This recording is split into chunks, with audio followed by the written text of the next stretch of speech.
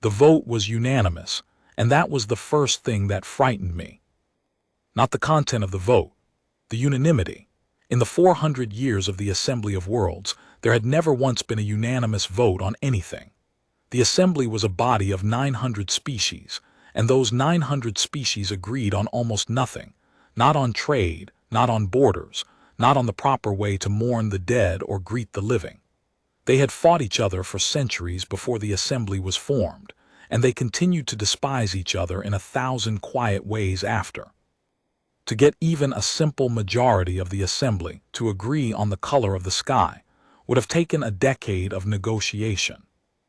They were a parliament of ancient hatreds held together by mutual exhaustion, and I had spent 3 years among them learning exactly how deep those hatreds ran, learning that the Assembly functioned at all only because every species in it distrusted every other species too much to let any one of them gain an advantage.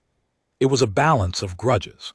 It was peace held together by the absolute certainty that no two delegations would ever fully agree. And in a single afternoon, without debate, without a single dissenting voice, the Assembly of Worlds voted to declare an entire species illegal. The species was mine. My name is Daniel Reyes, and on the day this story begins I was the sole human ambassador to the Assembly of Worlds, the only one of my kind permitted in the Great Hall, and I sat in my small chair at the edge of the chamber and watched 900 species that agreed on nothing agree, instantly and completely, that humanity should not be allowed to exist. The resolution was called the Quarantine of Origin. Its language was clinical.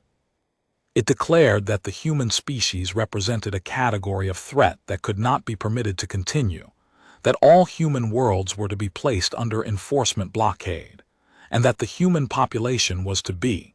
The word they used was contained, but everyone in the chamber knew what the word meant, because the mechanisms of containment for a whole species do not leave room for the contained to keep breathing. I want to tell you what those 3 years before the vote had been like, because the suddenness of the vote only makes sense against the strangeness of what came before it. For 3 years I had been the great curiosity of the Assembly. Humanity was new. We had crossed into the wider galaxy barely a generation earlier, and the elder species had received us with a caution that I had mistaken in my hopefulness for warmth. They invited me to their gatherings. They asked me questions about Earth, about our history, about the wars we had fought and survived, about the way our species kept going, kept building, kept reaching, no matter how many times it knocked itself down. I told them everything, openly, proudly, the way you tell a new friend about the family you love. I told them about our resilience. I told them about how humanity had risen from every catastrophe stronger than before, how we adapted to anything, how there seemed to be no limit to what we could endure and overcome. I thought I was making them admire us. I told these stories the way a young person tells stories meant to impress, never noticing the faces of the listeners growing more still, more careful, more afraid. I was handing the Assembly the exact evidence it would use to condemn us, and I was doing it smiling, and they were letting me, because they needed to be sure before they acted. I had been building the case for my own species' execution for 3 years and calling it diplomacy. I remember standing up after the vote. I remember that my legs did not feel like mine. I remember that I had prepared no speech, because no human in the history of our contact with the Assembly had ever imagined we would need one. And so, when I opened my mouth, the only thing that came out was a single question, and I asked it into a silence so total that I could hear the environmental systems humming in the walls. I asked why. And the Speaker of the Assembly, a tall gray being of a species called the Velm, looked down at me with what I can only describe as pity, and gave me an answer that I did not understand that day, and would spend the following days coming to understand, and that would change everything I believed about my own people. The Speaker said, "Because we have seen what you become, we have seen it before, and we will not let it happen again." Then the war fleets began to assemble. You cannot understand the vote without understanding the thing the Velm speaker meant when she said we have seen it before. And so I have to take you back, far back, before there was an assembly of worlds, before humanity had ships that could cross between stars, to a thing that the assembly knew and humanity did not. I learned it in fragments over the days that followed from the one delegate who would speak to me, and I have spent years since assembling those fragments into the whole.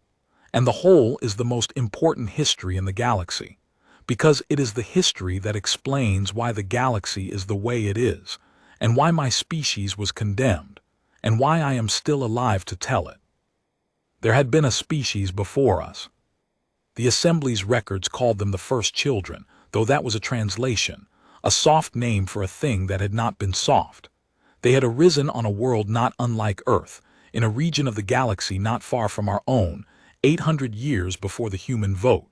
And they had been, in their beginning, very much like us, curious, resilient, clever in the particular restless way that defines a young species clawing its way up out of its own gravity well.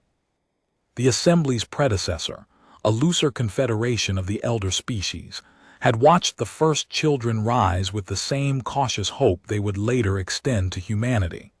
They had reached out. They had offered membership, trade, the slow, patient mentorship that the elder species offered to every promising newcomer.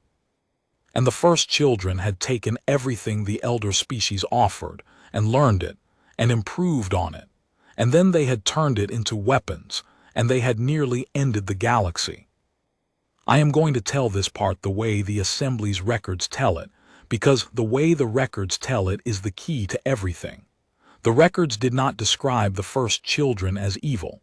That is the thing that took me so long to understand. The records described them as adaptive. The first children had a quality that the elder species had never encountered before and did not have a defense against. They got better at everything, relentlessly, including war, including cruelty, including the precise and patient destruction of anything that opposed them. Every elder species had a ceiling, a point past which their biology, their psychology, their culture would not let them go. The Velm could be pushed only so far before something in their nature refused to escalate further. The Asan, the Threnix, the Kaldari, every ancient species in the Assembly, each had a limit built into them, a place where they would stop, because stopping was part of what they were. It was not weakness. It was the thing that had let them survive long enough to become ancient. A species with no limit, the elder races had always believed, would destroy itself before it ever reached the stars. The first children proved them wrong. The first children had no ceiling. They escalated without limit. When the elder species resisted them, the first children did not break as other species broke. They learned. They came back stronger, and every atrocity the elder species were forced to commit to stop them, the first children studied and absorbed and returned magnified. The war against the first children lasted 100 years and consumed a tenth of the inhabited galaxy. I have seen the records of it, the parts that were not too painful for even the ancient archives to keep. Whole regions of stars went dark. Species that had existed for hundreds of thousands of years were caught in the crossfire and simply ceased. The elder races, who had thought themselves wise and powerful and secure, found themselves fighting for their existence against a foe that grew stronger every time they struck it, that turned their every weapon against them, that learned faster than they could teach themselves to resist. The elder species won, finally, but they did not win the way you win a war. They won the way you win against a fire, by burning everything around it until there was nothing left for it to consume. They exterminated the first children, every world, every colony, every last living member. It was the only genocide in the recorded history of the galaxy, and the species that committed it had been so horrified by what they had been forced to become in order to do it, that they had founded the Assembly of Worlds specifically to ensure it would never have to happen again. The Assembly was not built out of hope. It was built out of trauma. It was 900 species holding each other's hands in the dark, swearing never again, and meaning it, and never once examining whether the never again they swore was the right one. And then 800 years later, humanity arose, in the same region of the galaxy, with the same curiosity, the same resilience, the same restless cleverness, the same terrible, limitless capacity to adapt. We came up out of our gravity well telling stories about how we never gave up, how we rose from every fall, how nothing could stop us, and the galaxy heard those stories and did not hear inspiration. It heard a warning. It heard the first children returned. The assembly looked at us, and they did not see a new species. They saw the thing that had nearly ended them, and they decided this time to act before the fire could spread. I did not know any of this in the first hours after the vote. I knew only that my species had been condemned, and that I had to do something, and that I was one man in a chamber of 900 species who all wanted me dead.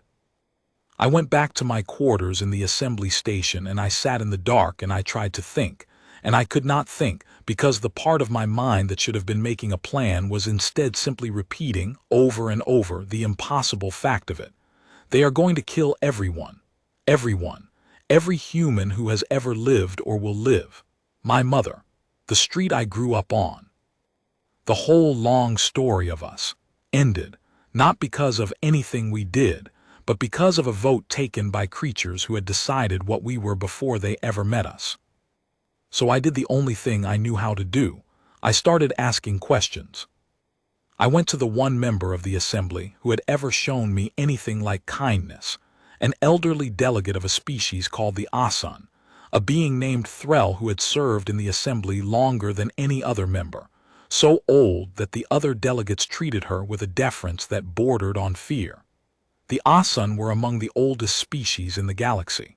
They had been there at the founding. They had fought in the war against the first children, or at least Threll had. She was old enough to have been there, old enough that the war was not history to her but memory, and that distinction, I would learn, was the most important thing in the entire galaxy. And Threll, alone among the 900, agreed to see me in the hours after the vote. I expected her to refuse me, or to receive me with the cold pity the speaker had shown. Instead, she received me with something I had not expected at all, something that I did not have a name for until much later. She received me with grief. The moment I entered her chamber, I understood that this ancient being was not triumphant about the vote, was not relieved, was not even resigned. She was grieving, the way you grieve a thing you have done and cannot undo, the way you grieve in advance for a wrong you are about to commit and cannot stop yourself from committing. And she told me about the first children. She told me the whole of it, the war and the genocide and the founding of the assembly, the history my species had never been told because the assembly had specifically withheld it from us. They had withheld it, she explained, because to tell us would be to warn us, and a warned species is a more dangerous species, and they had not yet decided whether they were going to try to live alongside us or simply remove us. They had kept us ignorant the way you keep a condemned prisoner ignorant of the date of the execution, not out of cruelty, exactly, but out of a desire to keep their options open. I had been living, for 3 years, inside a deliberation about whether my species would be permitted to exist, and no one had told me the deliberation was happening, and I had filled the silence with stories about how unstoppable we were. And when Threll finished telling me the history, she looked at me with her ancient eyes, and she said the thing that became the center of everything I did afterward. She said that she had voted for the quarantine of origin, along with everyone else, but that she had not voted because she believed humanity was the first children returned. She had voted, she said, because she was afraid the others were right, and she could not take the risk of being wrong. And then she told me the thing that the assembly's records did not contain, the thing that only the very oldest delegates still remembered, the thing that I have come to believe is the real heart of this story. She told me that the first children had not started as monsters, that for the first 50 years of contact they had been kind, generous, eager to belong, that the elder species had loved them in the beginning the way you love a gifted child, and that the thing which had turned the first children into the horror that nearly ended the galaxy had not been in the first children at all. It had been in how they were treated, and the assembly, Threll confessed, had never been certain whether the first children had been born monsters or made into them. She looked at me, this ancient being who had seen more history than my entire species had existed to witness, and she said, "We are about to do to you exactly what we did to them, and I have spent 800 years wondering whether what we did to them was what made them into the thing we had to destroy, whether we created the monster we feared by fearing it. And now I am too old and too frightened to find out, and so I voted with the rest, and may whatever watches over us forgive me." I asked her then the question that any condemned man asks. I asked her why she was telling me this. If she had voted for my death, if she believed the risk was too great, why open the sealed history to me at all? And she gave me an answer I have never forgotten. She said that she was telling me because she was old, and she would not live much longer, and that there was one thing she could not bear to carry into death: the possibility that she had spent her whole life being part of a machine that built monsters and then destroyed them and called it justice. She said she did not have the courage to vote against the assembly, but she had perhaps just enough courage left to give one condemned man the truth, and a hope without much hope that the truth might be a weapon she herself was too frightened to wield. "I cannot save you," she told me, "but I can arm you. What you do with it is yours. I am too old for hope. Perhaps you are young enough to still have some." I left her chamber with the enforcement clock running and a single, desperate understanding taking shape in my mind. The assembly was not afraid of what humanity was. The assembly was afraid of what humanity might become. And the most dangerous thing about that fear was that it was the kind of fear that creates the very thing it dreads. I have reconstructed this next part from the oldest records Threll gave me access to, the ones sealed beneath the assembly's deepest archives, the ones almost no living being had read, and I tell it because without it you cannot understand the choice I eventually had to make. I spent the better part of 2 days in those archives, in a small cold room beneath the assembly, reading the story of a dead species in the failing light of an enforcement deadline, and I came to know the first children better, I think, than anyone alive. I came to love them, a little, the way you come to love anyone whose story you hold completely in your hands. And I came to fear, more than the fleets, the possibility that their story was about to become ours. The first children had a leader, in the years when the elder species still loved them. The records translate his name as something like Ren. He was, by every account, a being of extraordinary warmth, a diplomat, a builder of bridges, a creature who believed with his whole heart in the promise that the elder species had offered, the promise that his young species could take its place among the ancient civilizations of the galaxy as an equal. Ren spent his life working toward that promise. He learned the languages of a dozen elder species. He traveled between their worlds. He fell, the records say, almost in love with the great old cultures he encountered, the way a young person falls in love with the idea of a wider world. There were records of his speeches, transcribed and preserved by the very species that would later exterminate his people, and reading them in that cold room I felt a horror that had nothing to do with monsters, because the speeches could have been mine. The hope in them could have been mine.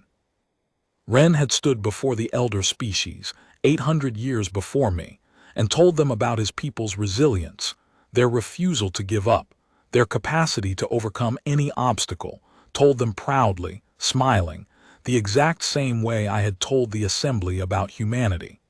He had handed them the case for his own extinction and called it friendship, exactly as I had. I was reading my own 3 years of diplomacy in the words of a being who had been dead for 8 centuries, and whose entire species had died with him. And then the fear began. It began small, the way it always begins. An elder species, nervous about how quickly the first children were advancing, imposed a restriction on their expansion. then another restriction, then a requirement that the first children submit their technological developments for review, then a quarantine of one of their colonies, justified by a threat that was never quite proven. Each step was defensible. Each step was reasonable, taken alone. This is the thing I understood in the archive, the thing that chilled me more than anything else. No one in the elder species ever decided to destroy the first children. There was never a moment of malice, never a villain, never a council that gathered to plot genocide. There was only fear, expressing itself one reasonable precaution at a time, each precaution justified, each precaution defensible, and the sum of all those reasonable precautions was a cage, and the cage was the thing that built the monster. Evil, I learned in that cold room, does not usually arrive as evil. It arrives as caution, as safety, as a series of sensible measures taken by frightened people who would have been horrified to see the shape of the thing they were building if they had ever stepped back far enough to see it whole. But no one ever steps back. That is the trap. Each step is too small to refuse. And each step taught the first children the same lesson, a little more deeply each time. They do not see us as equals. They see us as a danger to be managed. And the kindness they showed us was always conditional on our remaining small. Ren spent his life trying to hold the bridge together. He argued, in the councils of his own people, against those who said the elder species could never be trusted. He insisted that patience would win out, that if the first children simply proved their goodness long enough, the fear would pass. He staked his entire life and reputation on the belief that you could earn your way out of being feared. He told his people to endure the restrictions, to comply with the reviews, to accept the quarantines, to swallow every insult, because surely, if they were good enough for long enough, the elder species would see that the fear was unfounded and the bridge would hold. He spent decades on this. He grew old on this. He watched his own people grow bitter and angry under the accumulating weight of the cage, and he kept telling them to be patient, to be good, to trust, because he could not bear to believe that goodness was not enough, because if goodness was not enough, then there was no way out at all. And then the elder species, frightened by the very resilience that made the first children promising, took the step that ended everything. They moved to permanently cap the first children's development, to freeze them forever, at a level of capability below that of the elder species, to ensure they could never become a threat. They framed it as a safety measure. To the first children, it was a sentence. You will never be allowed to grow up. You will be children forever because we are afraid of what you would become as adults. It was the cruelest thing one species can do to another, crueler in some ways than extermination, because it was a sentence of permanent, eternal smallness, a declaration that an entire people would be held down forever, not for anything they had done, but for what they might one day do. And Ren, the great bridge builder, the being who had loved the elder species and believed in their promise, stood before his own people and finally broke. The records preserve his last words to the Council of the First Children, the words that began the war that consumed a tenth of the galaxy. He said, "I have spent my life trying to prove to them that we are not a threat. I understand now that this was the wrong goal. You cannot prove a negative to someone whose fear requires it to be true. They will be afraid of us no matter what we do, and their fear will not let us live unless we live on our knees. So we will not live on our knees. If they will only stop fearing us when we are dead, then let them learn to fear us for a reason." I read those words in the cold archive, and I put my head down on the table, and for a long time I could not move, because I understood them completely. I understood that Ren had been right. You cannot prove a negative to someone whose fear requires it to be true, and I understood that the being who said those words had not been born a monster. He had been made into one, slowly, patiently, by a galaxy that feared him so much it left him no other way to survive. And the elder species, watching the warm and hopeful Ren transform into the architect of their near destruction, had drawn exactly the wrong lesson. They had concluded that the first children had always been monsters, hiding it. That Wren's decades of patience and goodwill had been a long deception, a mask, and that the violence was the truth beneath the mask. They had not been able to see that they had built the monster themselves, with their own fear, brick by reasonable brick. They could not see it because to see it would have been unbearable. It is easier to believe you destroyed a monster than to believe you created one. The lie was a mercy they granted themselves, and they had carried that mercy for 800 years, and now they were about to grant it to themselves again, with my species. That was the history sitting underneath the human vote. That was what the Velm speaker meant, and that was the trap I had so little time to find a way out of. The war fleets were assembling. I could see them in the assembly's public feeds, great formations of warships gathering at the staging points around human space, contributed by dozens of species, the largest combined fleet the galaxy had assembled since the war against the first children. They were not hiding it. The assembly of the fleets was itself a message, both to humanity and to the assembly's own members. This time, we will not hesitate. This time, we will act before the fire spreads. I watched the fleets grow, hour by hour, ship by ship, a slow tightening noose drawn around every world my species had ever touched, and I understood that the assembly had learned exactly one lesson from the first children, and it was the wrong one. They had learned to strike sooner. They had not learned to ask whether striking was what created the thing they struck at. And back on the human worlds, my own people were reacting exactly the way the assembly's fear required them to react. This is the part that broke my heart, and I have to tell it honestly because it is the part where I understood that the trap was not only the assembly's. The trap had two jaws and my own people were the other one. When word of the vote reached the human worlds, and it reached them fast because the assembly made sure it did, humanity did not respond with the wisdom I prayed for. Humanity responded with defiance, with anger, with exactly the restless, limitless, escalating resolve that the assembly was most afraid of. Our leaders gave speeches about never surrendering. They invoked every war we had ever survived, every time we had risen from the ashes, every catastrophe we had outlasted. They told our people that humanity did not kneel, that we had never been broken and never would be, that if the galaxy wanted a war it would learn what humanity was made of. And the people cheered because these were the stories we told ourselves, the stories that had carried us through every dark age of our history, the stories of the species that does not give up. Our shipyards began converting to military production at a rate that astonished the assembly's analysts and confirmed every fear they had.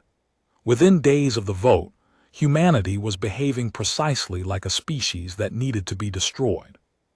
And the terrible thing, the thing I understood and could not make anyone else understand, was that we were behaving that way because we had been condemned. The assembly had looked at us, declared us a monster, and we had begun, in our fear and our pride, to become one.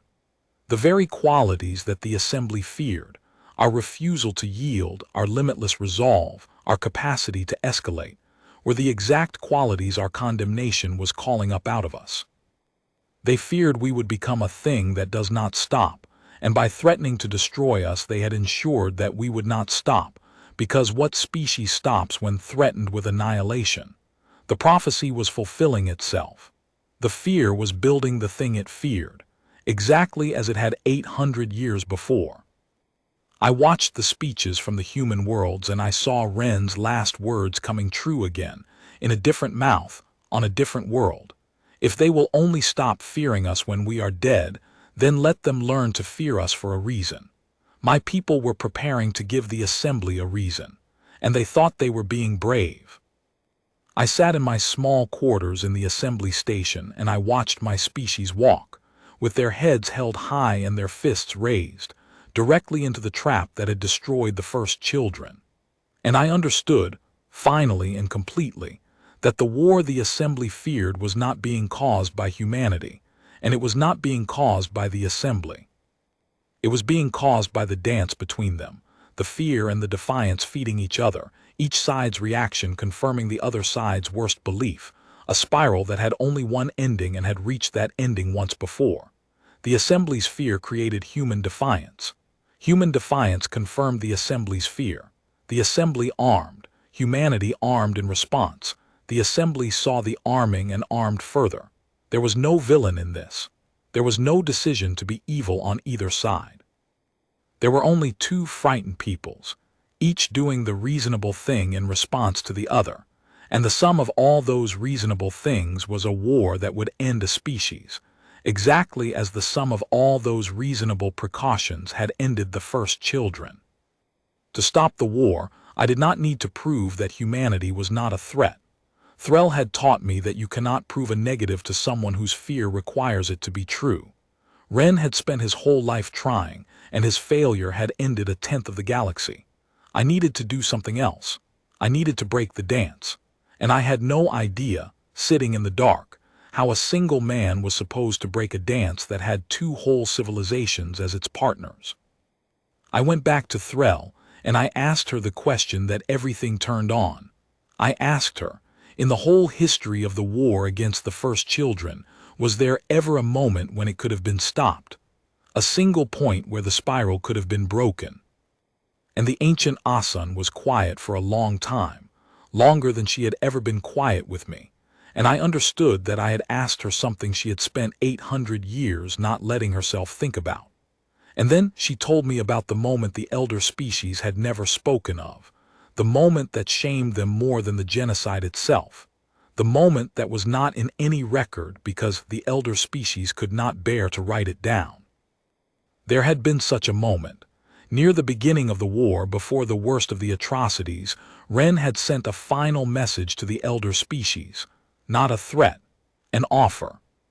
He had offered to disarm the first children entirely, to submit to the cap on their development, to accept the freeze, to live forever as the lesser species the elder races wanted them to be, on a single condition. The condition was that the elder species had to stop hiding their fear behind the language of safety and law and simply admit it. Ren had asked them to say openly to his face, "We are afraid of you, not of anything you have done, of what you are. And we are asking you to remain small forever because our fear is greater than our fairness." That was all he asked. Not that they stop fearing him, not that they free his people or treat them as equals or apologize, only that they tell the truth about it.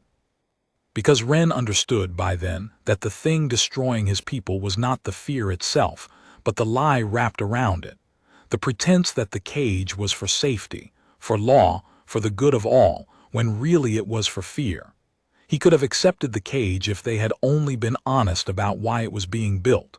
A people can survive being feared. What no people can survive is being told that their own subjugation is a kindness, being made to participate in the fiction that the hands around their throat are there to help them. The lie was the thing that made the cage unbearable. The lie said, "Not only will we hold you down forever, but you must agree that it is just. You must thank us for it. You must pretend along with us that this is not what it is." And that, Ren had come to understand, was the one thing flesh and spirit cannot endure, not the cruelty, but the cruelty dressed as mercy and demanding to be called mercy. And the elder species had refused his offer. They had refused because to admit the fear was to admit that they were the aggressors, that the first children had done nothing to deserve the cage except exist and show promise. They could not bear to see themselves that way. They were the wise ones, the ancient ones, the civilized ones. They could not be the persecutors of an innocent young species. So they kept the lie. They kept insisting the cage was about safety, about law, about the good of all. And Ren offered subjugation wrapped in a lie when he would have accepted subjugation wrapped in honesty, finally concluded that there was no truth to be had from the elder species at all, and that a people who would not even be honest about their fear could never be lived with, could never be trusted, could never be anything but a danger. And so the war came, not because of the cage, because of the lie around the cage. The whole catastrophe, Threll told me, the genocide, the tenth of the galaxy burned, the 800 years of dread, all of it had turned on the elder species' inability to say 4 words. "We are afraid of you." They had been too proud to admit their fear, and their pride had built a monster and then destroyed it, and then founded an entire civilization on the determination to never face the truth of what they had done. The assembly itself, Threll said, the whole 900 species body in which I had served for 3 years, was at its root a monument to that refusal. It existed to prevent another first children. But it had been built by beings who would not look at why the first one had happened, and so it had learned only how to strike sooner, never how to fear honestly. It was a machine for repeating the catastrophe more efficiently, and it was about to. I sat with that for a long time. And then I understood what I had to do, and I understood that it was the opposite of everything Ren had done, and everything my own people were currently doing. Ren had tried to prove his people were safe and failed. My people were trying to prove they were dangerous enough to leave alone, and would fail differently, more finally. Both responses accepted the same false frame, that the question was whether humanity was a threat, but that was never the real question. The real question, the one no one had ever answered honestly in 800 years, was simpler and harder. The real question was whether the assembly could tell the truth about its own fear, and I was the only person positioned to make them try. I was not going to try to prove humanity was safe. I was not going to defy the assembly.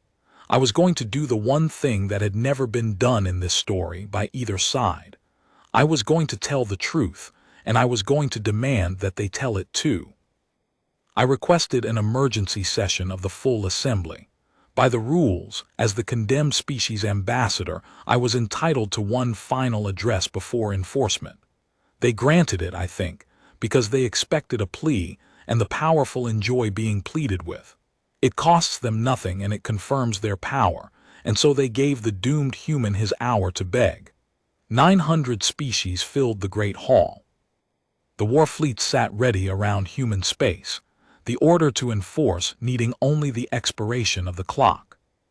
My own people on their worlds were arming for a last stand that every analyst in the galaxy knew they would lose, a stand that would kill billions and confirm forever, in the only history that would survive, that humanity had been exactly the monster the assembly said it was.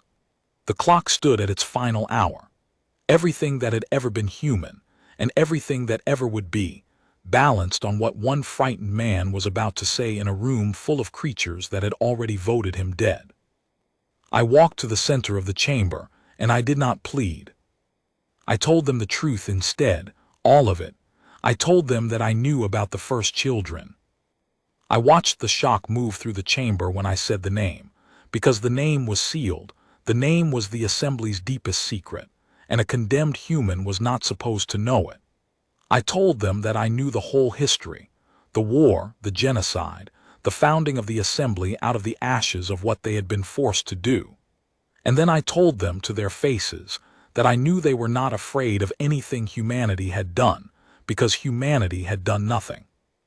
We had been kind in our contact with them, eager to belong, exactly as the first children had been kind in the beginning. I told them I had read Ren's speeches and found my own words in them. I told them that their fear was not a response to our actions, but to our nature, to the limitless adaptability they had seen destroy the galaxy once before. And then I said the thing that no being had said in 800 years of this story, the thing Ren had begged for and been refused. I said, "You are afraid of us, not of what we have done, of what we are. And I am not going to tell you that your fear is wrong. I am standing here to tell you that your fear is right." The chamber went utterly silent. I had not defended my species. I had agreed with the case against it. 900 species had braced for a plea, and instead the condemned man had stood up and confirmed the verdict, and they did not know what to do with that, because it was not in any of their expectations, and a thing that is not expected creates, for just a moment, a space where something new can happen. And into that space I told them the rest of the truth, the part that mattered. I said, "You are right to be afraid of what we could become. I have watched my own people these last days begin to become it. I have watched us start down the exact road the first children walked, and I will not insult you by pretending we are incapable of reaching its end. We are capable. The monster you fear is real, and it lives in us, the way it lives in every species that has the gift of refusing to stop. I have seen it stirring in my own people's speeches. I have heard Ren's last words coming out of human mouths.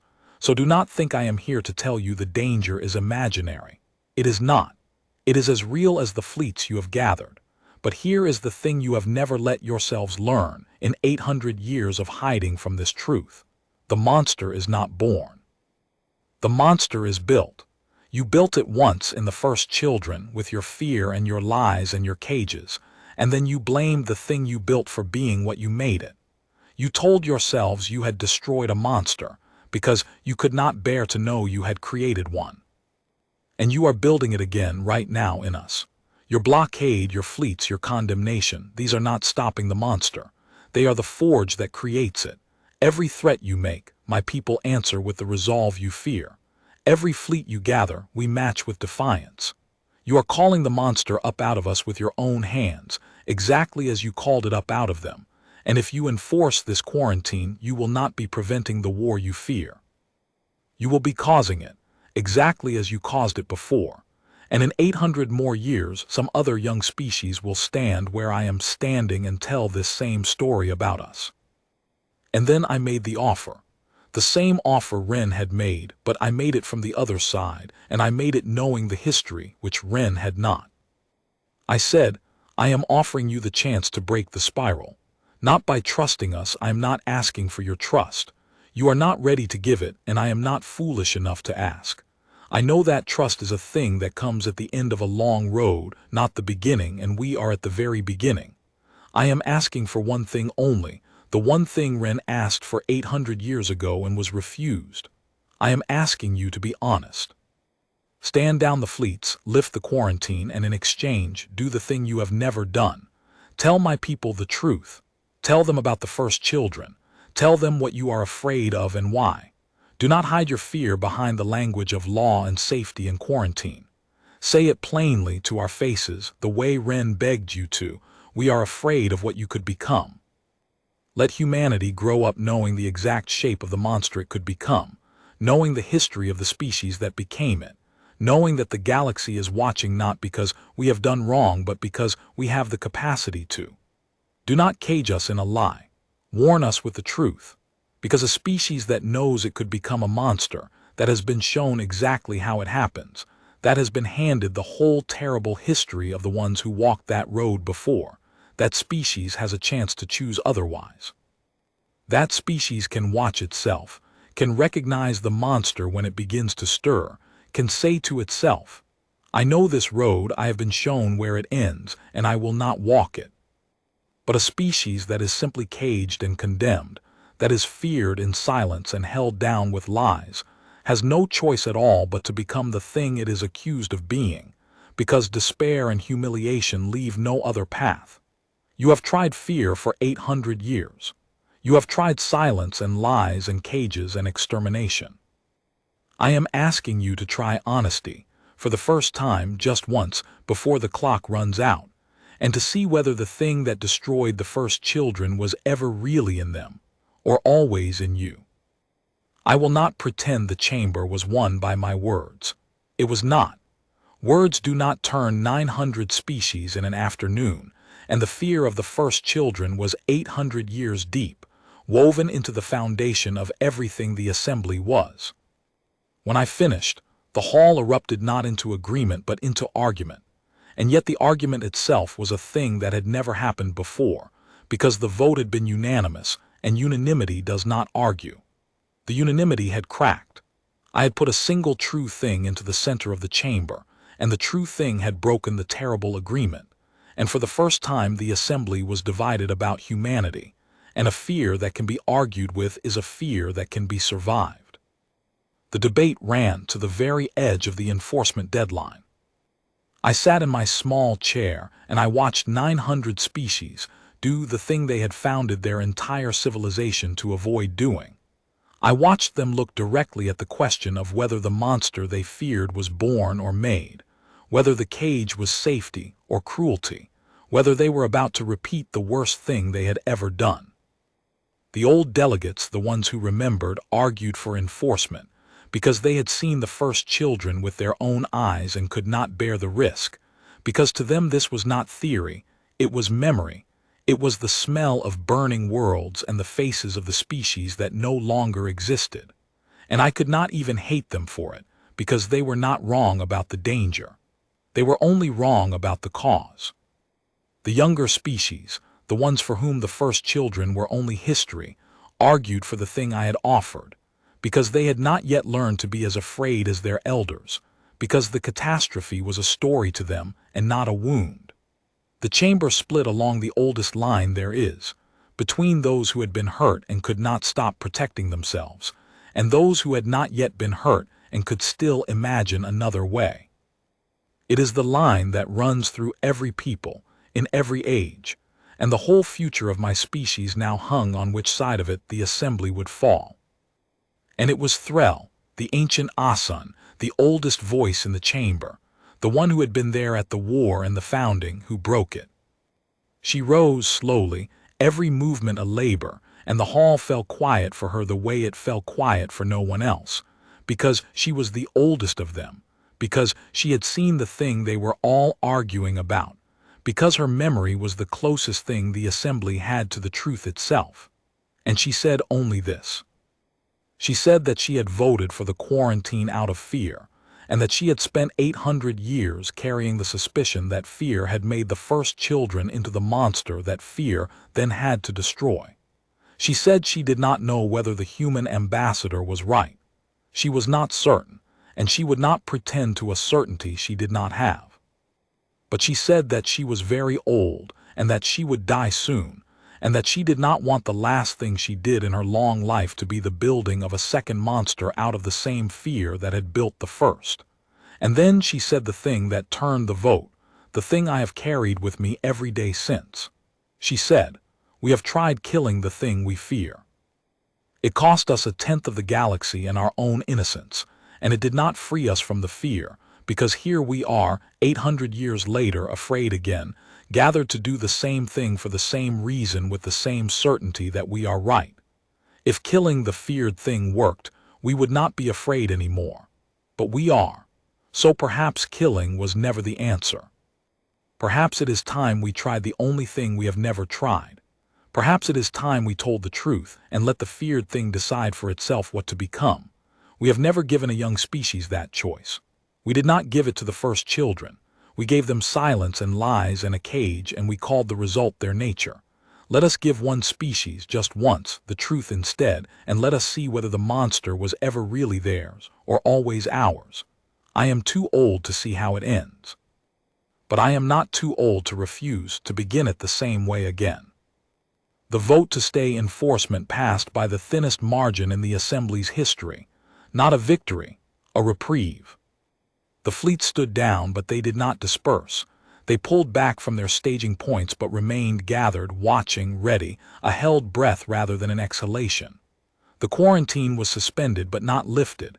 It hung over my species still, a sentence deferred rather than commuted.